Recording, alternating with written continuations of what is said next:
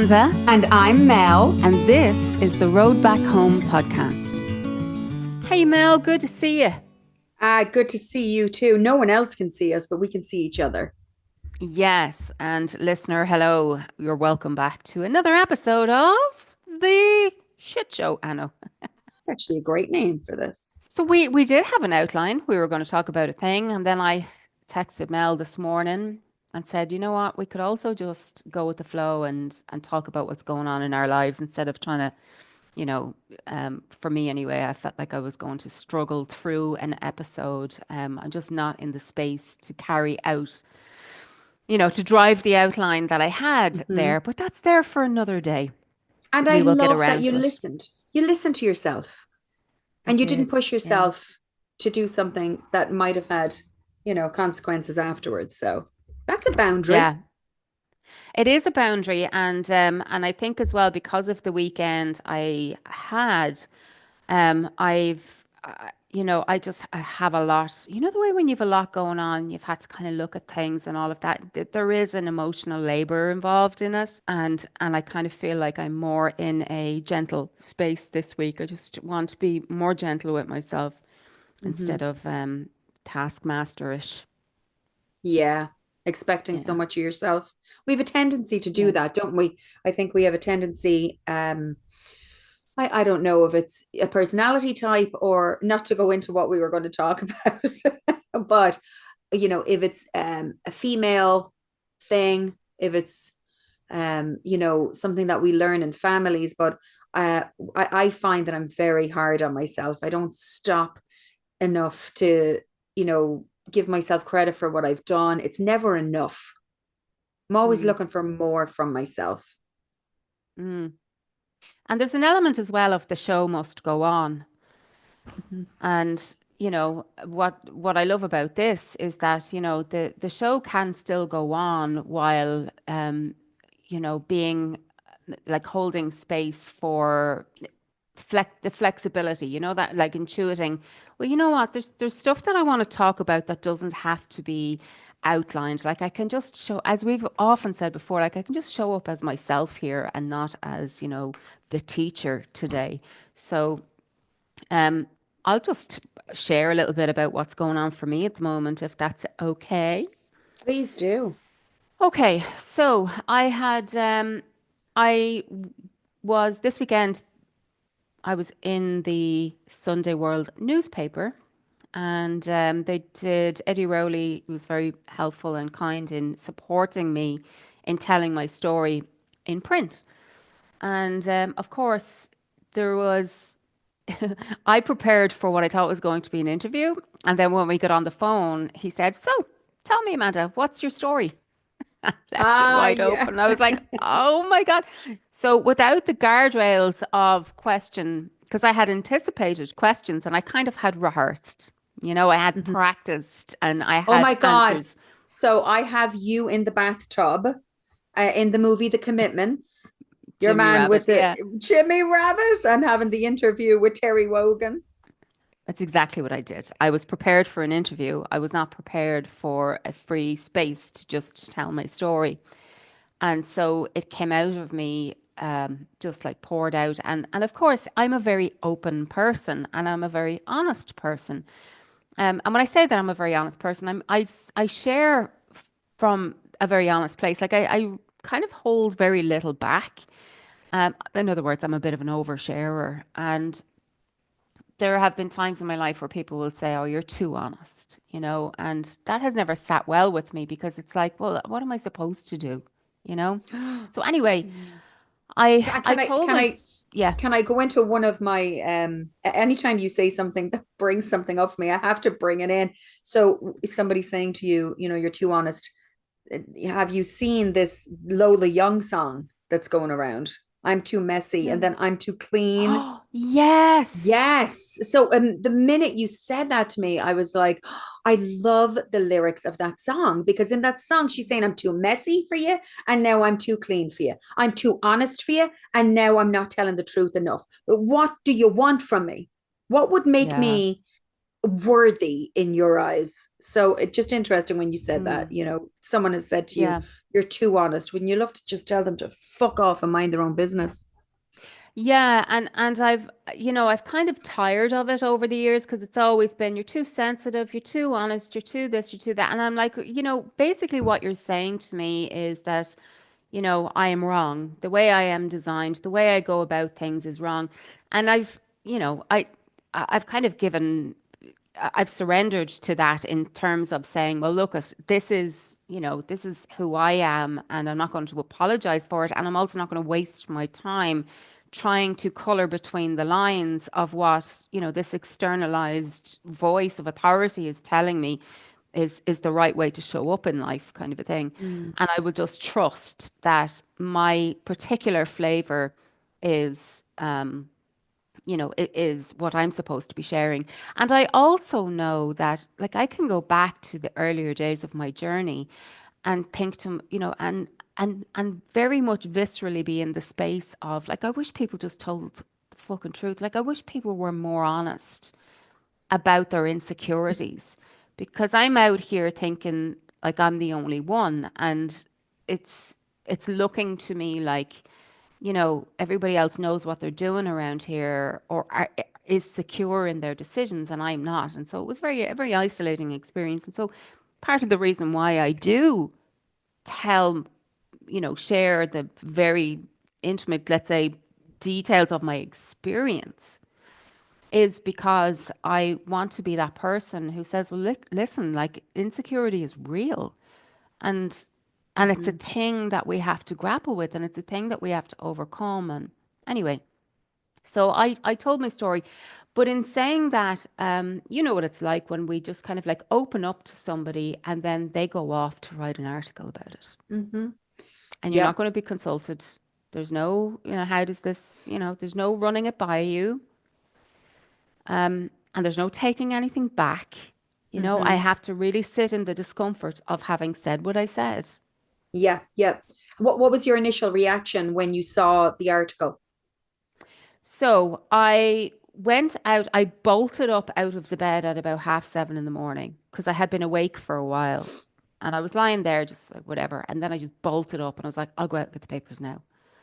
So I went out and I got the paper and and just as I was waiting on the traffic lights coming back and I opened and of course I was looking for the article deep in the paper. I didn't realize it was in the front. It was on page Right. 3. So I couldn't Yeah. find it for a while because it never occurred to me that it would be right there in the front.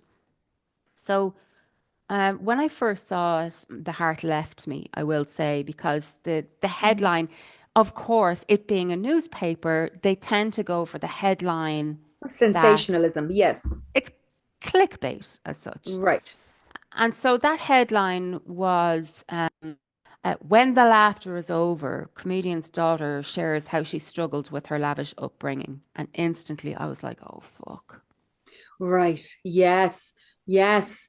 The You know? vulnerability. Yeah. Yeah, because I was like, oh my God, now it sounds like a complaint.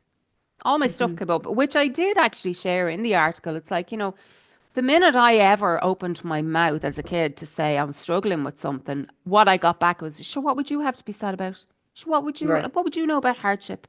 Sure, you wouldn't Right. know hardship if it came along and knocked you over the head. That's shaming, putting me back in my place. I'm not allowed to have any struggles. That Hmm. came up that instant. And then I was like, oh, and I felt a little bit sick. And then I was like, Oh. and the whole experience is basically, it's such an act of surrender because I've no Hmm. control about what they're going to lead with, what they're going to go with. And so I had to drive the rest of the way home with that feeling. Yeah. And, and then another part of the headline was, because of my father's success, I thought I was supposed to, have this big house. I thought that's what a life was supposed to be about. Big house, helicopter parked outside. So again, it felt like me throwing, a family under the bus. Right. And once again, when you read the article, you see how the entire experience of me struggling with my own stuff created a shame in me that I was failing Wow. my parents. So it's Hmm. like This, I Oh, still had the same experience, in other words, of, oh my yeah. God, I'm failing. I'm failing my family by, showing my hand or showing the fact that, even though, I should have been happy. I should Mm, have had nothing to complain about. I should have had nothing to struggle. Struggle should not have been part of my story, and yet it was. And hmm I feel like that's my fault. hmm So anyway, once I did get home and I sat down with a cup of tea and I read it, then I was able to read like Eddie's the way he put the story together was, there was nothing sensationalized. He didn't twist my words in any way. Everything. he is just for the record, he is a gentleman. Oh yeah. Yeah, Yeah. so I started to feel a little bit more calm then because I was like, okay, no, this isn't, it's just the headlines that are like clickbaity. The story itself is intact and it's real and it's true. hmm And I'm good with that. I'm okay with that. hmm So luckily for me, my friend was here, Emma was here, so I wasn't on my own because when you're vulnerable and you're alone, it has that kind of like Oh, added. absolutely. Yes, I do know that Mm, feeling. She well, probably had some reassurance and, just kind of redirecting you. yeah, she came in and Emma's also she's one of my friends who's very blunt. Emma is not a people pleaser. I knew that Emma wasn't just going to tell me what I needed to hear in that moment, which is both terrifying and also comforting.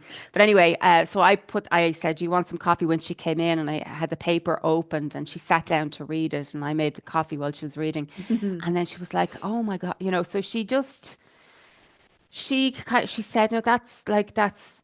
Um, she didn't think that she didn't have the same thoughts I did, as in like, ooh, anything like that. She just said, well, fair fucking play to you, Amanda. That is such Yeah. an honest, hmm raw piece. That was my And reaction too. yeah, and she said, and I'm so proud of you and well done. And then she could see me and she came over and gave me a big hug because she could see that I was in need of a hug. So she came over and offered Mm. that to me. And I was like, whew, okay. So Oh, now, perfect. yeah, I had my first piece of assurance. hmm Um, and I wasn't alone in it. So that was that. But also, um, I realized in doing it, because here's the other thing that I know is true for me, and I think could be true for a lot of people, in that, like, sometimes we're just really brave. And sometimes we do things even though we're scared. And so that was an act of courage for me to Yeah. even put that story out there, even though I was scared. And even though there were, so that act of being brave, it's not until you get to dry land that the vulnerability kicks in, hmm because you're kind of running on the bravery and the courage to just do it in spite of the fear, do it in spite of the fear. And then you're left with the fear and the discomfort of doing it. But also what came up for me then was, I was ambushed by it. I did not expect this piece. Was There was a massive expectation behind this. Like, For you. once Yeah. again, I expected that this was going to, in other words, there was a part of me which I have come to call my Oliver Twist part, this, part that goes around, with the nose pressed against the glass, just expecting, just like a beggar in life, just like, Right. please, could I have some more? And putting my entire like survival in your hands. And that part had crept in. It's also part of the ego where it's like, this needs to, Have some sort of do an something. impact. Yeah. Yeah, this needs to Yeah. do something. It needs to result in something. Right. And so I spent the rest of that day, um, Waiting for the impact to happen. yeah, yeah, and kind of being fixated and checking my phone and checking my email. And I was like, when is Oprah going to call, kind of a thing, Yes. Yeah. Yeah. Yeah. like so. Forgetting also that, I mean, in this day and age, uh, people don't read newspapers anymore, hardly at Yeah, all. yeah, It's funny how we forget that people either don't have the time or social media has just taken over everything. yeah, yeah. So that triggered, which I did not kind of see that coming, even though I should have, because I mean, I literally have been through the ringer with this, but the visibility wound Mhm. was triggered. Yeah. and and I ended up unexpectedly dealing with that as well, which kind of gave me, that. So that was on Sunday, and it lingered into Monday. Today's Tuesday, Hmm. so it lingered into Monday, and I managed to. So what I did actually was, because it was upsetting me, I woke up with it then, and it had actually gotten worse, Hmm. and I went into work, and it was like it was right there. So I went to the bathroom and I had a quick chat with Yeah. my, like higher power slash universe. I had a quick chat, and I was just sat on the toilet and said it out loud. I was like, okay, so I have so much coming up right now. I think I had I was ambushed by anyway, I just kind of like had a little word with it, and got that feedback in terms of, affirmation, this, like, good for you. This was really brave what you did. And also, this Hmm. is really hard now that you realize that, there was a sneaky motivation there, was a sneaky agenda, that this result in something, that you get some kind of reward for this, Hmm. that also that you are finally seen, and that you become visible. And I just don't like when I fall into that space, because that's a Hmm. very, very, it's a very isolating space, and it's a very desperate space to be in. Like, nobody sees me, nobody cares, I don't matter. No, it's Um, yeah, you it know, can feel victimy. it's just such an awful space to get into. And I found myself in it, just kind of like snuck up on me. Mm. But I got myself out, and I focused on other things, and I ended up having a lovely day, and that was, I came home. By the time I was going to bed last night, I was at peace again. I was okay again. Yes. But And it was I just one of mean, those things. it feels like a very quick turnaround time for so much to have happened for you, and your fast turnaround time has to be as a result of all the work you've done. It's like as if you filtered through that seamlessly, whereas a few years ago, it could have taken a week or two. Yeah, Your yeah, and filtration and system feels very seamless. yeah, and the lesson had, came on the back of, the breakdown slash breakthrough that I had in October 23, where I realized that this was driving. I was literally just surviving on the fumes of desperation, like the adrenaline and this scarcity, and this, like, nobody is seeing me. And I just got caught up. I got caught up in it all. And so I've kind of like been through the ringer with that. And Mm, so that's why I was surprised when it reared its head. But then once I actually sat with it and thought about it, I was like, actually, this isn't a surprise at all. I just triggered that thing. And hmm. so now it's like, it's just about expecting it now, instead of thinking I'm cured from it. Like, this is going Right. to be Oh, probably, yes. yeah. So Like this is it's going to be managing, part of, yeah, it's going to be part of the managing coping. experience. Hmm. Yeah. So every time I put myself out there, Oliver Twist thinks he's going to get a lavish meal. He's like, Daddy Yes. Warbucks is going to come along. It's like, it's that. It's Orphan Annie. Like, this is going to change my life. Right. Right. Yes. And funny enough, I had sent you a message yesterday. And that was part of what I was trying to say, by the way. That was a terrible message. I tried to send Amanda a WhatsApp message yesterday using headphones, and her response back to me after me sending like a 23-minute message was, "You sound like you're in a fucking washing machine." And when I listened back, oh, I was gutted because I was like, damn it. I wanted that message to get through. I know you could Mm. hear some of it, but my point was the expectation. You had set such a high expectation, and exactly the Daddy Warbucks, the Orphan Annie, and the Oliver Twist. They're all fabulous analogies because you know no matter how many times history has told us lower those expectations, be prepared, we go full force into it thinking that the Titanic isn't going to fucking sink this time I watch the movie. You know, every time I watch that stupid fucking film, I think that they're not going to hit the iceberg. So true. So like, I So true. absolutely fully get it. And for somebody as a mom who is going through, some mental health stuff with my own kids, what I'm trying to do right now is teach them to manage and cope, because I can't fix it. This is something they will have forever.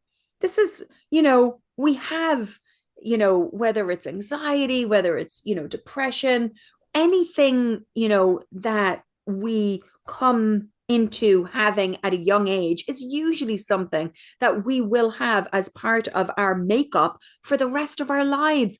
So it's pointless teaching someone how to try to fix it. You've got to teach how to manage and cope, so that and to be aware of the triggers, right? You mentioned triggers Hmm. there. I just triggered myself. Yeah. Yeah, Yeah. yeah, yes. But I'm Yeah. so fucking proud of you, first of all, because when I read that article and I knew that you knew that this is the Sunday World, it's like the biggest paper in Ireland. It's probably the paper that's, bought the most. And by the way, doesn't necessarily mean that people have read it yet. People buy papers and throw them on the counters, and, not to serve you a full bowl of oatmeal as Oliver Twist to say that there's more to come. But what I was so proud of was your bravery and your courage. Like Emma said, not everybody is willing to put that out there, particularly when they come from a family that, they've been protecting all their lives, right? So this was you removing a layer and saying, even though I love and respect and I'm grateful for my family, this is my story and it deserves to be heard. It needs to be Mm, heard. The amount of people who will resonate with that and mm, won't speak up just yet because they are, listen, how many times have we, and when I say we, I mean all of us together, brushed shit under the carpet, brushed shit under the rug. We don't talk about the problems that we have in mm, families. mm. We're killed only showing the good stuff for Yeah. fear of judgment, right? And you have gone on the record to say, listen, having fucked up situations and traits can coexist in a home that is also nurturing Yeah. and Yeah. giving and loving. Those things can coexist. It's okay to talk about that stuff too. In fact, it's really important because it opens up the gates for the people who don't have voices. And you did that. Mm. So I was very, very proud of you for doing that. Well, thank you. And I think that on a level that I think a lot of us can understand, it's like the idea that isn't it funny how telling the truth somehow feels like a betrayal? It feels Wow. like you're betraying something. And I know so many people who would who will resonate with that or relate to that because it's like, we're all just kind of like, and we're not even acting like as if, but there is something, there's a dynamic at play that's like, for me to tell the truth about my life and my experience on some level feels like I'm betraying something. What am I betraying? I don't know, you know? But anyway, um, so yeah, for anybody who has a truth that feels like if they spoke it would be a betrayal, I just want to just kind of like just solidarity because this is why it's hard, and also this is why sometimes we just go to sleep then to our truth, or we learn to betray ourselves rather than betray whatever this thing is that we can't even name, or maybe expectation or whatever, or protection, because ultimately we love and we don't want to hurt anybody. And one of the main things for me is like, how can I tell my story without hurting anybody? I don't just mean my family, you Mm. know? Like at one point, Eddie asked me about my first marriage, and I could feel myself just been like, oh, just like pausing because I was like, what do I say here? What do I say here? Because I don't, I've arrived at a point where, like, for years, I had a poor me, maybe not even a poor me, but like we've spoken about this before. It's like, how do I move on from something without making that thing the problem? Hmm. Like, how do I just walk away from something and say, not for me, without being like, oh, it's because, and pick it apart, knock it, find fault. And, Right. And you know, you have moved away from that. You've moved away from any resentment. It was irrelevant. That's just what it was. It was yeah, irrelevant to your conversation. yeah. And so when he did ask me about it, I said, Asha, look, I was immature. And that's all I have to say about that kind of a thing. It didn't work out because I was immature. That's the story now. I've told a different story Hmm. before for years. But I also know that, there's, yeah, I don't want to hurt anybody. And at the same time, I don't want to continue hurting myself by pretending like as if, um, things that were real for me weren't real. Hmm. So that's one thing that was going on for me this week. And something else then that was going on for me over the weekend was I had a boundary issue come up. Hmm. And yeah, and interestingly, it was a residue from last year. And I had a big chat with myself over Christmas just gone. Big chat with myself over, and it was part of my program. I discovered an aspect that I hadn't really understood before, and in terms of boundaries. So there's this concept When, sorry, Amanda, when you say your program, what are you talking about specifically? about the 12 steps, 12 steps, Okay, the yes, program. yes. Yeah. So there is a concept in 12 steps of self-seeking, self-seeking is a thing that we do. And I never really understood that. And we kind of touched on it before, but it's this idea of abandoning myself and seeking some kind of validation in others, or, just like seeking some bit of like being a good person out there. And I realized over Christmas, because something happened, I found myself resentful towards somebody over Christmas, Mm. very resentful, right? And I was like, oh, and so when we are in resentment in the program, you're handed back to yourself to say, well, what's your part in this? How did you show up that ended up with you having so much resentment? And I realized that what I had been doing is this is the pattern that I've had, with so many things, over delivering, over accommodating, overworking, this kind of like earning brownie points, going above and beyond. This idea of, like doing shit that I wasn't even asked to do, like being a hero, in other words. Right. Hmm. So I had all of these, like, and the minute then that she showed anything other than appreciation for me, I took out my laundry list. I was incensed. And it's that how dare you thing. After all I did for you, and you take out your laundry list and you're like, and I did this, and I did this, and I did Hmm. this, and this, and All your this. conditions, all your conditions. Yeah. So somebody vented frustration in my direction and I felt Yes. victimized. Mm.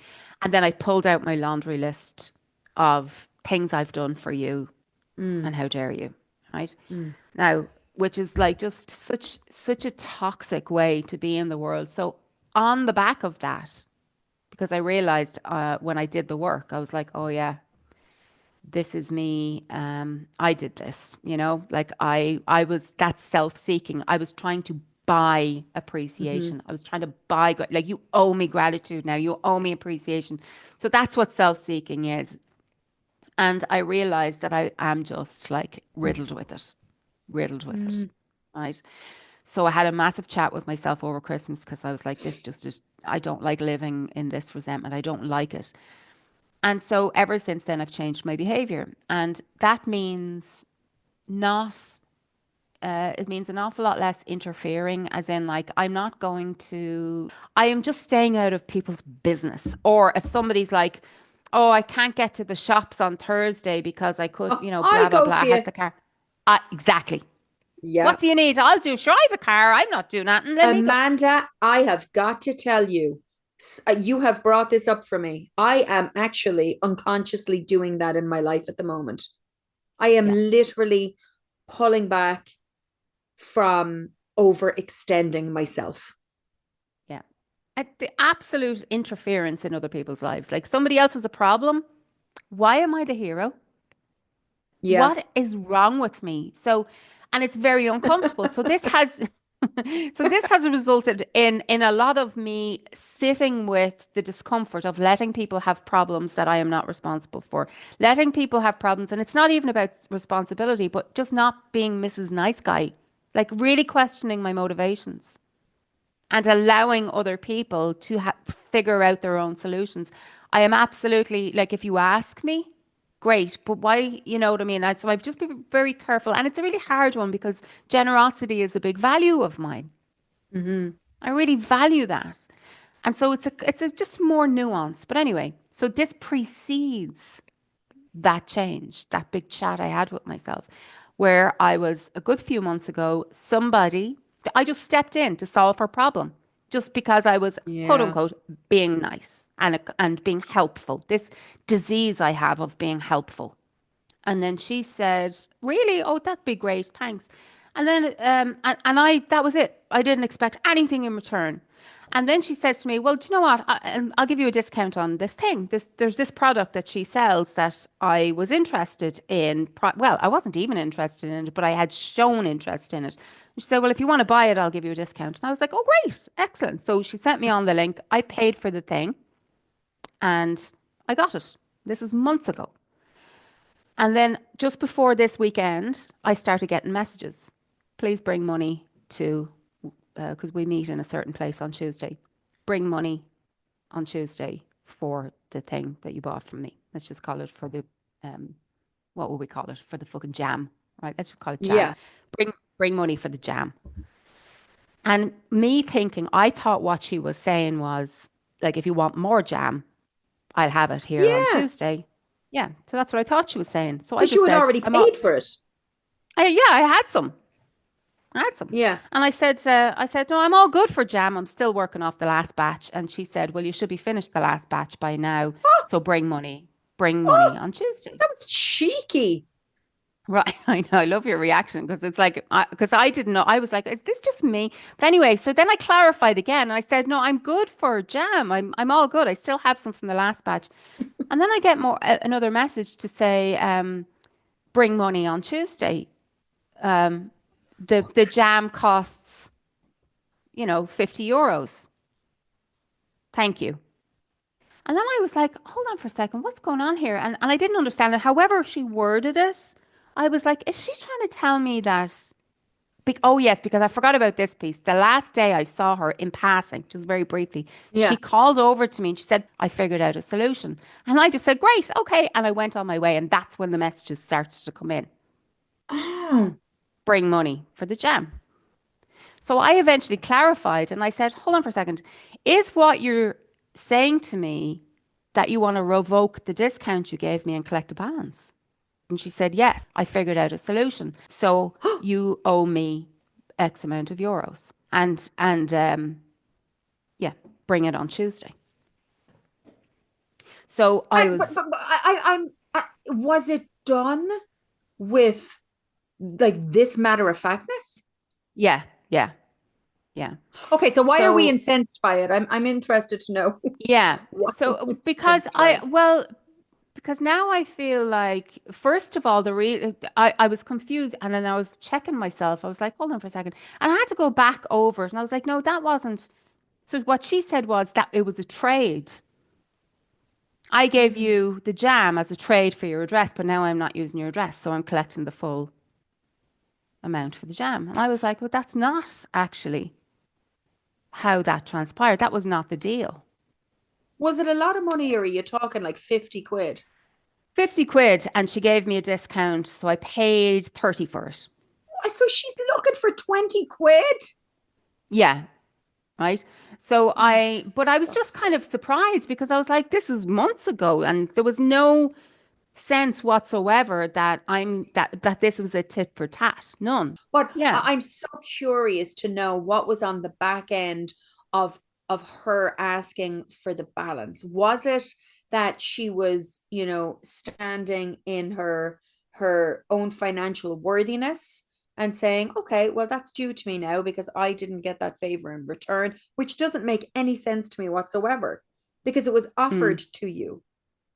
mm. Or was there Yeah, and it something wasn't. else? I don't know. Yeah. So anyway, I sat with it and I was like, no, that was never the deal. I never agreed to that. I didn't consent to that. And also, now I kind of resent this demand, And essentially coming did through you my say that to her? no. No, I No. sat with it for a while myself and I was like, what happens here? But anyway, just to go back to this original idea of because my experience in any situation like this instantly is shame. I did something wrong.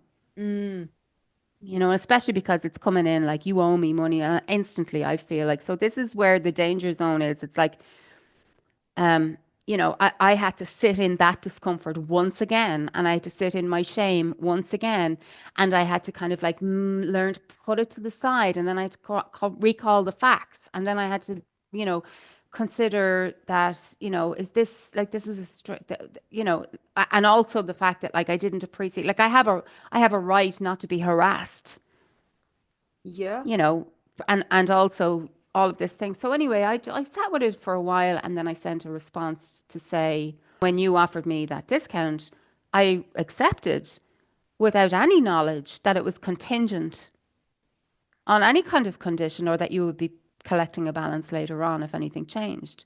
So I said, I'm not prepared to pay a balance given that I didn't consent to that agreement. And I'm then interested to I know her set my boundary. response. And then I She also didn't want get to a know, chance. Didn't get a chance okay, to respond because I blocked her because I'm just okay, not. I had enough nonsense. I'm not dealing okay. with that That nonsense, and answers I'm not. that. It's not open to debate. I know what I know, Mhm. and Yeah, you don't get I to was, just revoke a discount because you changed your mind. yeah. And my question to you, and you've pretty much answered now, is was that more or less work than just paying her the money? Or was it, I mean, it wasn't anything to do with the money. Like, what would it have felt like for you had you given her the 20 quid? Well, my very, very first instinct was to ask her, just send me a link and I'll pay it because I just wanted to get Right, rid of it straight away. right. So But why the did you more I go the other sat with route? it, because it was, Principle? it felt, no, even more than principle, it felt underhanded to me. Mm, It felt like that this was, whatever was going on was a problem, was her problem. So once again, mm, this was me, this was the universe show basically saying to me, here's somebody now who has a problem that you mm, tried to solve and who now has another problem that's hoping that you'll solve again. mm. You know what I mean? So it would have been a self-seeking exercise for me to pay fuck off money, which is what I would often say that to people sometimes. There is Yes. a thing such as fuck off money. Sometimes it's just like, oh, here's the 20 quid and fuck off. But because it was more underhanded than that, Mm. and it was I felt like it was dishonest. Yeah, it's a very interesting scenario. Like, I can't Yeah. even It imagine doing that to somebody. yeah, it was dishonest because it was not the agreement. And it Yeah. was like a plot twist, and I wasn't going to be milked, Yeah. you know, Oh, I'm sure business is going great for because you her. didn't do your book. But you know what I mean? Like I've been in the situation where I fucked up my bookkeeping, like where I was like my financial irresponsibility is not. I've had to go through this myself. My lack of Yeah. financial responsibility is not the fault of people I've done business with in the past. It's not your fault that I undercharged you. So I don't get to go around to every client I ever had and said, you know what? I undercharged you for my coaching. I'm going to Here's collect your a balance now. here's your invoice. Yeah, yeah, yeah. You know what I mean? So that's where I felt it was coming from. It was coming from, the responsibility was being handed over to me instead of owned by Mm, that person. And so that's why I just said, absolutely not. That was not the agreement. And my answer is no. And now there's a block because I am getting into an argument about this. right. And Yeah. also, there's another bit of context that I won't share because I don't want to reveal things. But there was also it was inappropriate in another way too, Mm, um, and that was just also informing it. But it does still stand in terms of like I have been in that position where I have undercharged for my services, oh, I have and I too. don't get to just throw a strop and then go back and do a whip round of everyone I undercharged and be like, actually, I changed my mind. My coaching is €100, not €50. You owe me. Can you imagine if we got all that backdated money, that backdated undercharged money? It would be a nice payday. Yeah. So that's why I didn't want to do any heavy lifting today. I didn't want And to drive listen, my agenda of a oh, podcast because I was like, I had all of that in my system all weekend and I kind of need to unpack it a little bit. yes, I love that we got to do that. And interesting. I feel oftentimes when we just come on here and shoot the breeze, I love having those more unstructured conversations once in a while. I really appreciate structured ones too, because I feel those ones end with a worksheet, they end with something solid. But I love this too. I really do. And I'm so glad that, you got to get some shit off your chest. Yeah. And Yeah. there's so much to Yeah. learn from it, Yeah. to Hmm. unpack. We unpack as we go along. Yeah. So yeah, that interesting one about the self-seeking and the boundaries and I got myself into that situation by trying to be a fucking hero. And then the dilemma on the other side was, like there is the part that I own the fact that I created that or that I got into a situation. But what I wasn't going to own was the changing of the conditions and the like, do you know what I mean? So I didn't let shame. Mm-hmm. It's a Drive the very bus. nuanced, it was a very nuanced thing for me to navigate because on one hand, I was owning the fact that I essentially created this by being a hero. And on the other hand, I was like, and I'm going to let her own the fact that she, um, whatever is going on her side, like, I'm just going to let her own that, Mm. and put up a very strong boundary there because we're not friends. Yeah. Um, we're not friends. And yeah, so that's that. So listen, let's talk a little bit. Yeah, big sigh, big sigh out. Whew. Let's talk a little bit about our live podcast coming up Yeah. in Yeah. Nina in April. Um, Hmm. April 3rd. Is that a Tuesday or a Wednesday? April 3rd is a Thursday. Oh, I'll be there, I promise. Is it a Thursday? Yeah, it's a Thursday night at eight Yeah. o'clock. Yeah. And It's a 90 like minute show. I am coming at this from a very chill place, right? If 30 people show up, I am there for 30 fabulous people. Hmm. My expectations, let's talk about expectations.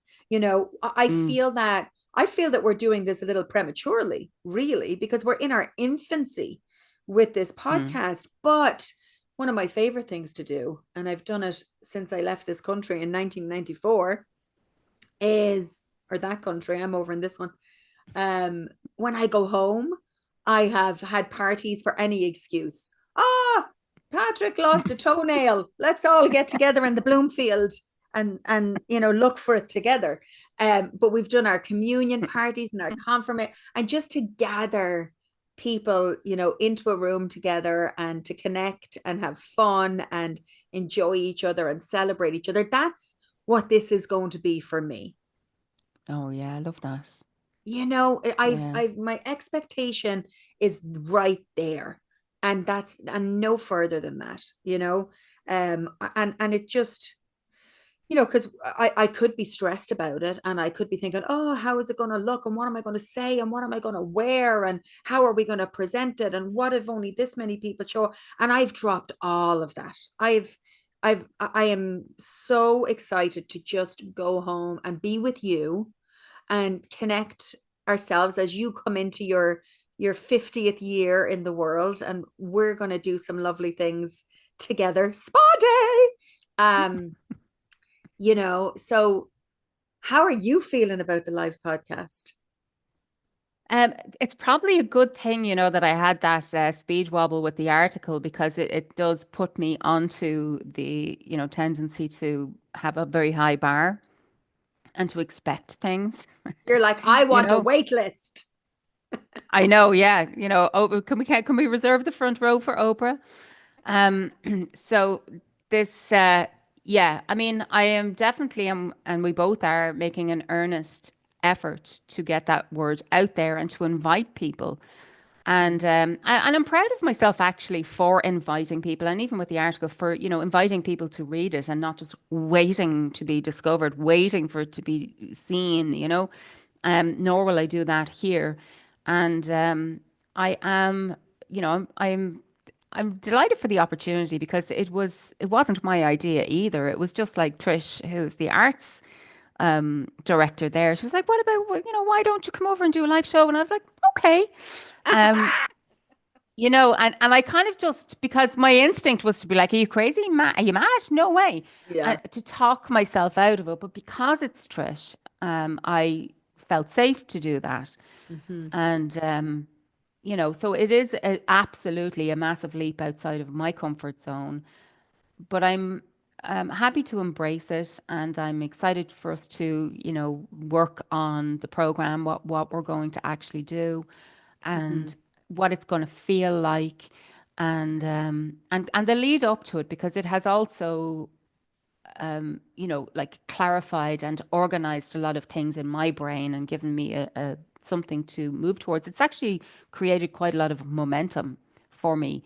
So Mm, that's that's a good experience too, in that like it has served as a really, there's nothing like a deadline to help you get your ducks in a row.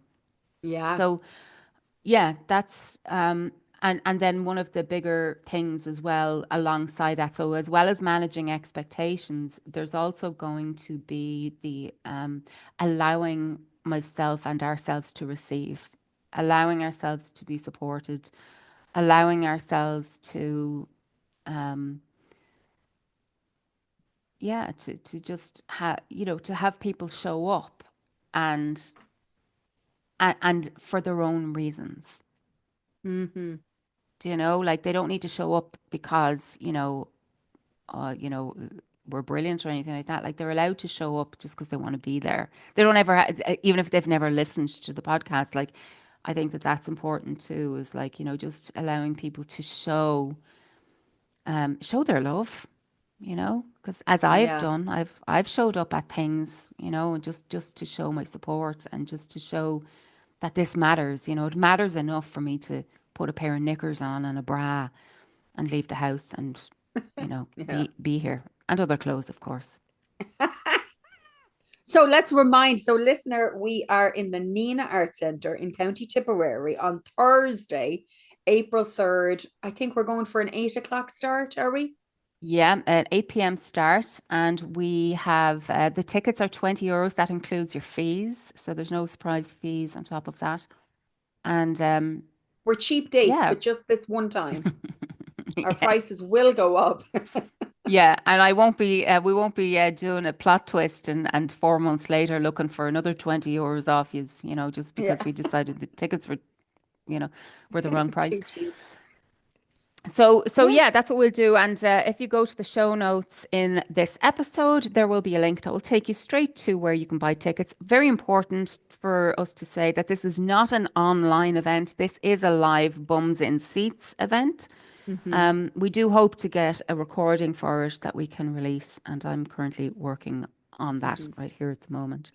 And So it's so helpful for us because, right now, word of mouth is, the most precious way of spreading the word for us. So, if you tell somebody and they tell somebody, and, I do feel that this is going to be a night that would be a fun group of friends kind of night. Bring a group of friends. There's so many Mm, fabulous places in Nina as well. If you want to go for dinner beforehand, or if you want to go out mm, afterwards, and yeah. it's, Make a we're day just of going to it. make a day of it. But there's good shopping in Nina, isn't there? Mom There's always said that. great, there's great shopping in Nina. Yeah, absolutely.